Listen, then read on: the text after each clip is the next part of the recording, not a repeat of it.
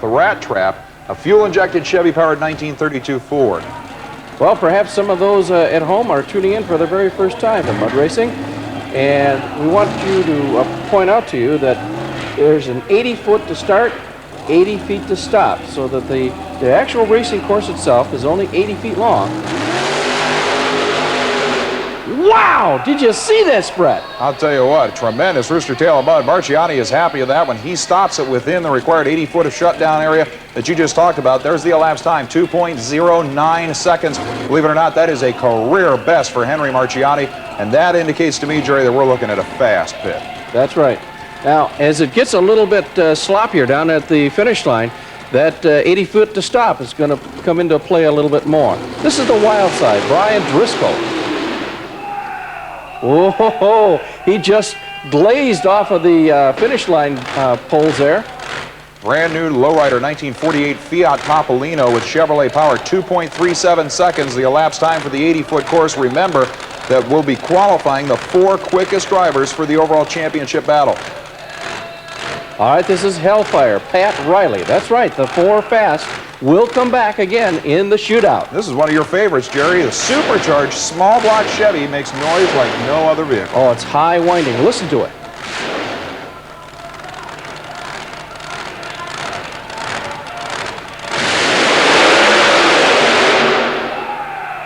Oh, he does the job. On the brakes hard. We don't seem to have any problem with stopping in that 80 feet distance, but as you pointed out, Jerry, when it gets slippery, it's going to be rough. 2.16 seconds. That'll put the Hellfire entry and Pat Riley into the number 2 spot right now, and the next driver down will give us a bumping procedure with 4 cars in. Well, earlier we talked to our next racer, Jim Weber, and we asked Jim, what is it going to take to win tonight's event? I think what it's going to take to win tonight is going to be a real early number and get out early before the line goes away.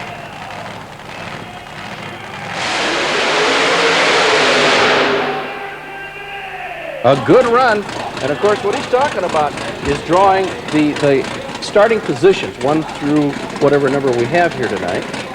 Before the starting line itself actually starts to get slippery and starts to lose traction at 2.03 seconds, though. That's the quickest run so far. Here's John Eppel, a supercharger for the first time at our last event in the Contents Under Pressure Jeep from New Jersey. Looks like that finish line, Brett, could be getting a little slick. Goggles down a place. Here we go. Wow! Whoa! He took out the finish line. What a tough break for Eppel. Enough power to yank the front wheels 4 feet in the air off the starting line, but then the machine gets uncontrollable, and despite a 2.17 second ride, he just center punches that finish line pole. When you go past the boundary banners on each side of the course, you're out of bounds, you're disqualified. Well, rolling to the starting line now is the Instant T, driven by Chad Miller. The young man we saw go upside down at Tampa Stadium earlier this year, and he is back with a vengeance with a supercharged street roadster out of Ohio. The mark to beat to get into the quick 4 right now, 2.16 seconds. He can run that quick and bunches more.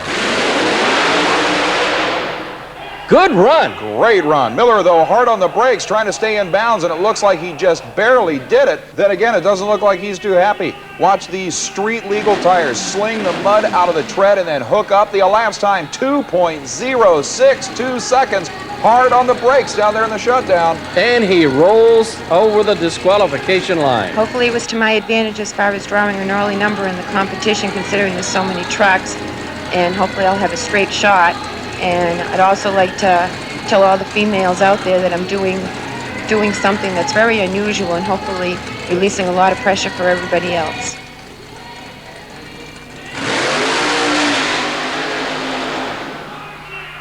Oh, and she's out of bounds. The sport's only female driver in supermodified mud racing, Marcy Laurie from New Hampshire in the Granite State Outlaw. A 2.631 second run, but watch her hard on the brakes in the AMC-powered machine. She didn't hit it by much, but she hit it by enough. That's the second disqualification in this qualifying round. Here is the defending champion and the man who beat Tom Martin at this event 1 year ago, Butch Groff from right here in Baltimore in the incredible Mudmaster 1932 Ford. And this is a strong running machine. You might remember last year he was driving a black Jeep. He changed to a body and chassis style very similar to Tom Martin's, except this year a supercharged, fuel-injected, methanol-burning Chevy. The Mudmaster. Good run! No question about it. Look how early he stopped on that pass. He had to go quicker than 2.16 to get in. Look at the elapsed time. The quickest ever here at the Baltimore Arena. 1.90 seconds. Jerry, I can't believe he ran 190 and stopped that thing so quick. That is something. All right, coming up next, the Mud Cruiser, Jay Thomas. Thomas, a relative newcomer to the U.S. Hot Rod Association National Event Trail. He's holding his arms out of the roll cage so that the ground crew can see that he is not touching any controls while they connect the kill switch. Notice the kill switch is running on a cable over the cars, right over the track here at Baltimore. Now they'll still shut the engine off right at that 80-foot finish line regardless. He has to go quicker than 2.09 seconds to get in the field. It's already one of the quickest we've ever seen, the Chevy-powered Mud Cruiser.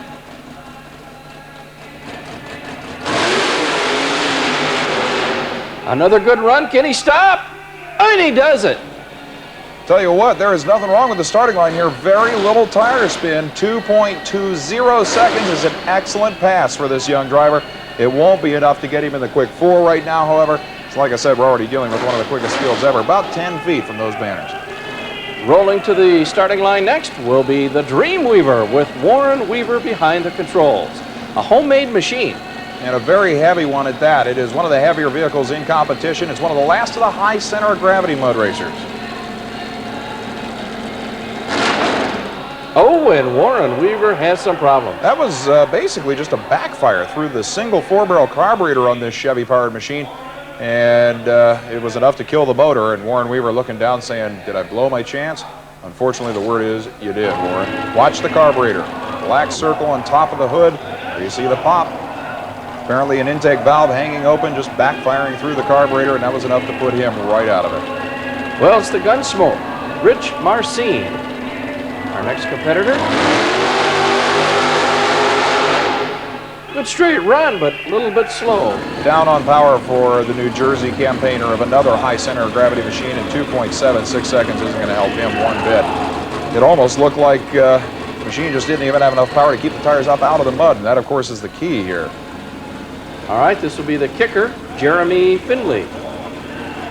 This machine debuted at the beginning of the season, and it's got a bunch of power. It's a very surprising machine.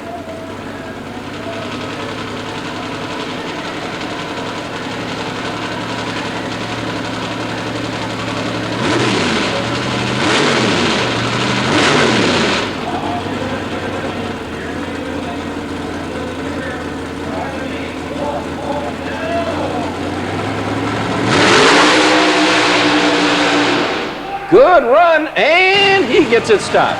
Just barely. But I'll tell you, you watch the front end flopping around on this thing at 2.33 seconds. The nitrous oxide injected Chevy-powered Jeep, they may want to secure that front end fiberglass a little better next time. He stops it in time, but he won't qualify for the quick 4. Here is a wild one. Coming up next, you're about to see the Hot Tuna Fiat, one of the wildest mud racers in the world. Stay with us. To the Baltimore Arena. Brett, here comes Hot Tuna. Easily one of the most popular, most gorgeous, and scariest mud racers. Bob Heisner's Maryland-based, short wheelbase, 1948 Fiat Topolino, supercharged, fuel-injected, methanol Chevy power. Look at the flames coming out of the exhaust headers. If, and I do stress, if it goes straight, it can put down some big runs. Get ready, race fans. This machine flies. Hot Tuna, sideways, and he gets it stopped. The short wheelbase Fiat, one of the shortest wheelbases in mud racing. It's easy to put sideways if you're looking to pick up some extra distance down there. 2.36 seconds, but there's the reason why. He had to drive it away from the outer boundary line on the left side of the track. Look at him staring at that banner, putting her sideways. Here's Melvin Brown with Red Heat. We talked to Melvin a little bit earlier tonight. What's it going to take to win? I think tonight it'll take a real good number and a lot of tire speed, good launch, good stopping power.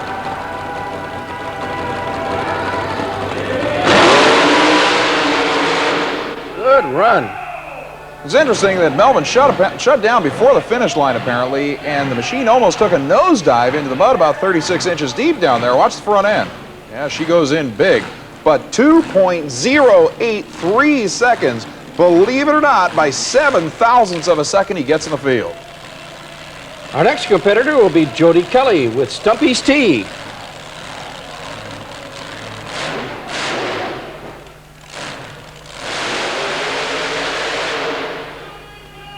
Whoa, it's getting slippery down there at that other end there, Brett. That's true. You could see Kelly actually shutting the throttle off well before the finish line. Kelly, on the other hand, runs 2.062 seconds, just a couple of thousandths of a second quicker than Melvin Brown, and that means he's now in the field. It takes a 2.069 just to qualify. Well, Tom Marsh will be next to try it with the Intruder. Traveling companion of Chad Miller in the Instant T from the state of Ohio with his Jeep. Oh, and that's a great run. I'll tell you, there were so many good aspects of that run.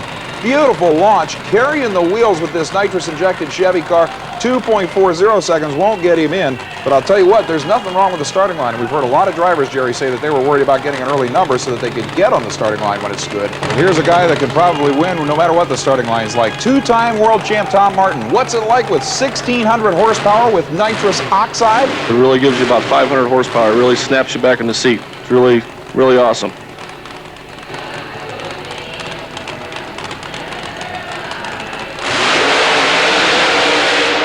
The picture says it all, Brett.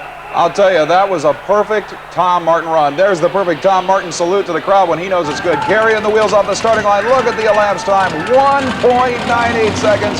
He qualifies for the quick four. Rolling to the starting line now is the Blue MAXX with Melvin Brown.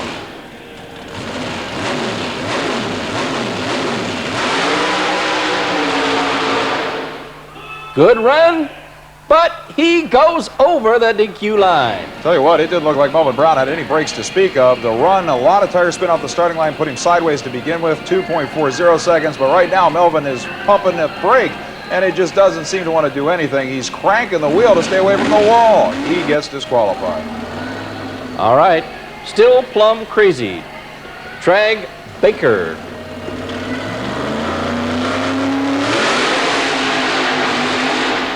Good run for this homemade machine, and he gets it stopped.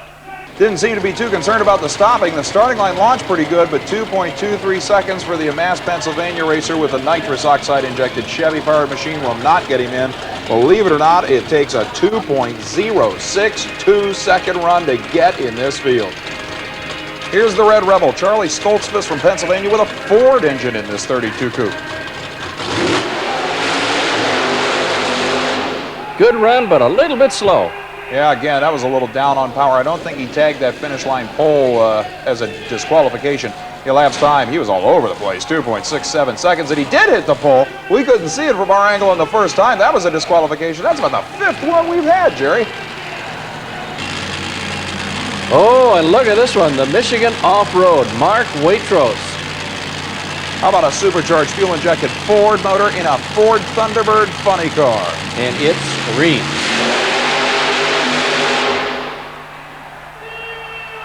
And he gets it shut down. Mark Waitrose. I'll tell you what, that was a rough ride down near the finish line. Interestingly, the starting line looks good. We're starting to get ruts down at the finish line. 2.13 seconds, a great run for Waitrose's Ford-powered Thunderbird, but it won't be good enough to get him in. Can you believe that? A 2:13 will not qualify right now. Bad reaction. Sam Poole into the driving.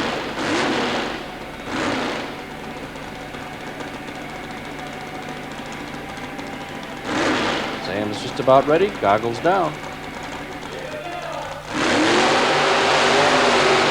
Oh, and Sam Poole gets sucked down into the mud. But the problem was pretty easy to spot, Jerry. If you watch, when we go to the replay, you'll see immediately why that thing sank like the Titanic. Watch the front tires. No power whatsoever to the front end. That's what kind of mud these guys are skimming over at 70 miles an hour. That's how deep that mud is. That's what happens when you don't have 1,600 horsepower and four-wheel drive, and that's what you look like when you've got to get the hook to get out of a pit. It's sometimes even difficult to do that. Bad reaction? Yeah, we'd say so at this point. Tough break for the newcomer with the Chevy-powered Jeep, but like I said, people don't realize that that's 48 inches of mud out there. When these 1 second and 2 second machines go skimming over at 70 miles an hour, you think it's nothing. That's the look of despair. Here is the quickest and fastest Ford-powered entry on the tour right now, and currently ranked number 2 in the World Championship points chase. Preston Ward from Pennsylvania, driving for his son Matt, who owns the Mystic Warrior. Nitrous oxide injected, fuel injected Ford in a 30 Ford Coupe. Watch out.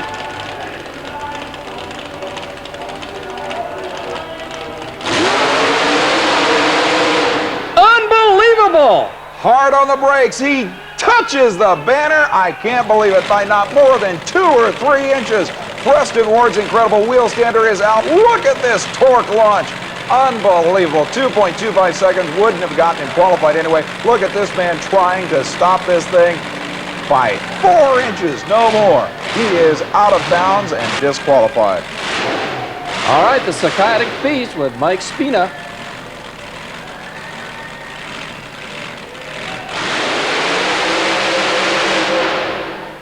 A great run for Mike, and he gets it shut down. But you were definitely right, Jerry. The biggest problem on this track right now is the 80 feet of shutdown area. It's like ice down there. Watch how early Spina locks up the brakes, and watch how far it slides anyway. And when you've got all 4 wheels locked up, you're helpless in there. You're just praying that it doesn't go out of bounds. From Detroit, Tony Fierro, the Let's Boogie Ford Ranger. This is one of the quickest and fastest full-body trucks in the sport. It's gone under 2 seconds flat. Notice how he's got it lengthened out. Extended wheelbase, this thing has power.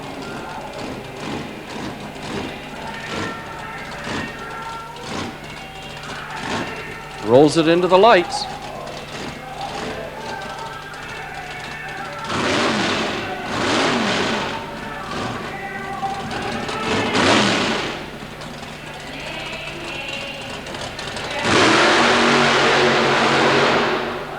Good run. And again, you see all arms and elbows in that cockpit trying to get the thing stopped and steer it. An excellent run for Fierro, 2.18 seconds. That's an incredible run for a 3,000-pound vehicle. But like I said, at this unbelievably quick program, it's not good enough to get in. One of the original mud racers, Jerry. Dave Ray with the Midnight Magic. On our last event at Worcester, Massachusetts, we saw the debut of this nitrous oxide injected, fuel injected, Ford-powered fiberglass Ranger. They don't have the bugs worked out of it yet. We'll have to wait and see if the Midnight Magic team can qualify. You know, Brett, these fellas are slamming on the brakes at the finish line, and that's hollowing out right at the finish line, giving us that bump. It's got to be on David Ray's mind.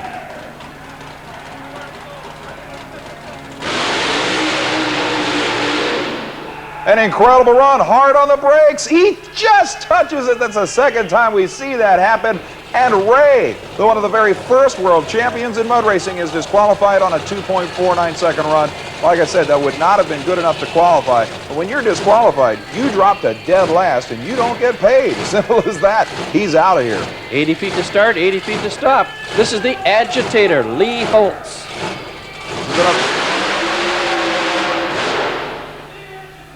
Well, Jerry, that was a situation of a driver getting out of the throttle because he was so concerned. You could see the front end drop in just before the poles. 2.47 seconds wouldn't have helped Lee Holtz anyway. But at this point, the most nervous man in Baltimore has got to be Jody Kelly, who's hanging onto that bump spot. This is Steve Baltasar. All blown out.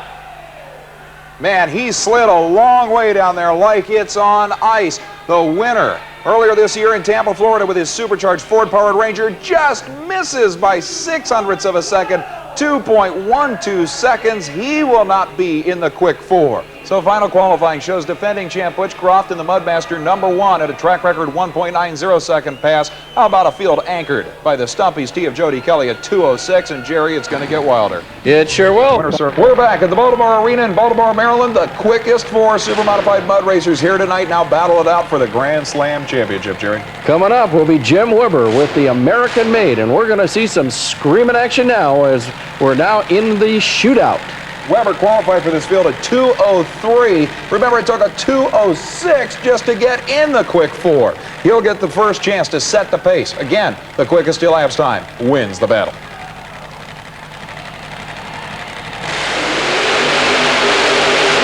Good run. Can he stop it? And he does.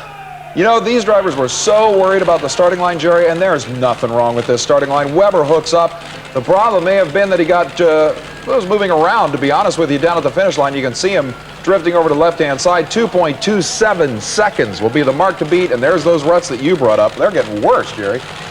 The problem definitely is at the finish line, not the starting line. Well, our next racer coming up will be the Mudmaster, Butch Croft. Remember, Groff won here a year ago. This is his hometown event, and he beat the world champ, Tom Martin, to do it 1 year ago. And the 5-window coupe gets it stopped. Man, that was a pass. Again, the starting line just hooking up beautifully for this late in the event, and Groff drove it all the way through. Look at the elapsed time, 2.08 seconds. Watch those tires, because well past the finish line, he was under power until the kill switch shut the engine off for him. So that'll be the mark to beat, 2.08 seconds. Groff once again in the lead of the event that he won 1 year ago. Here's Jody Kelly. Stump East T, making sure that everything is in place. Kelly was the slowest of the 4 qualifiers at 2:06, if you want to call that slow, with the supercharged 23T from Atlanta.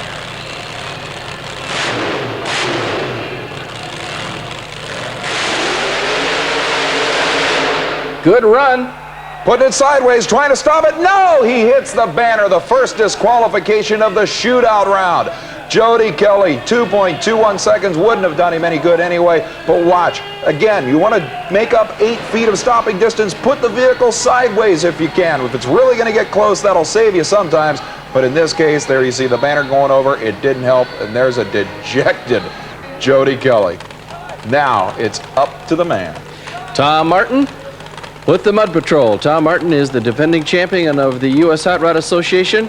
Let's see if he can do it. But remember, Martin was runner-up here to Groff 1 year ago. He's got to go quicker than 2:08 to win the event and get revenge on the hometown boy.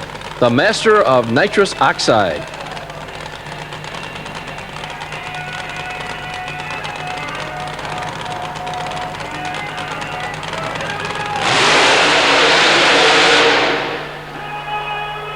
And he gets it stopped. Martin was on the brakes real quick. The traditional Tom Martin wheel stand off the starting line, but the elapsed time is not good enough. By 0.05 of a second, Tom Martin loses the final round battle, and for the second year in a row, Butch Croft wins in front of his hometown crowd and beats the world champ doing it. What a Cinderella story.